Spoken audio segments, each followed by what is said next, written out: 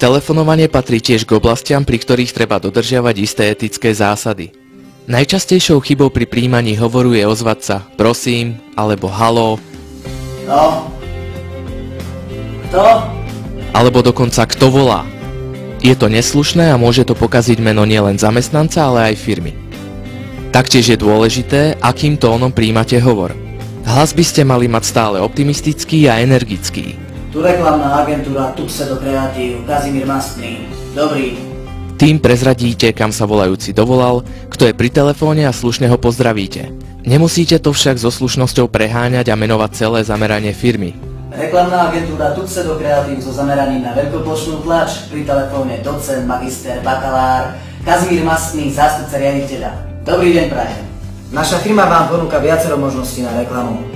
Počas telefonátu je potrebné rozprávať zrozumiteľne, pomaly a tvoriť krátke vety s prestávkami. Počas hovoru venujte celú pozornosť partnerovi na telefóne. Nerobte žiadne činnosti, ktoré by odpútali vašu pozornosť, pôsobí to nezdvorilo.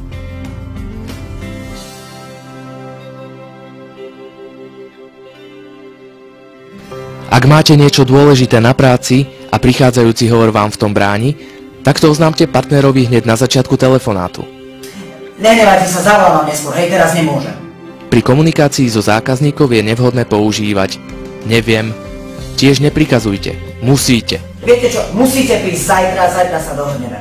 Teraz vám to neviem povedať. Dobre, fajn. Odkazovač nie je záznamník cudzích citov, je určený len na odkaz obsahujúci informácie o volajúcom. Meno, číslo a stručné okolnosti, kvôli ktorým voláte. No výborne, zasede si pri telefóne, to mám stále kecať iba svojou odkazovkou. Ak si nahrávate na svoj záznamník odkaz na prijímanie, nevymýšľajte šialené gegy, lebo v biznis etikete to ostane nepochopené. Radšej sa predstavte, ospravedlňte, že nie ste pri telefóne a vyzvite k zanechaniu odkazu s prísľubom, že zavoláte hneď, ako sa vám bude dať.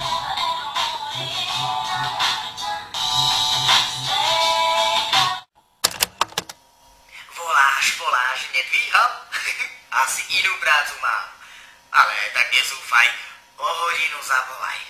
Ak nemáš chuť zavolať, odkaz môžeš zanechať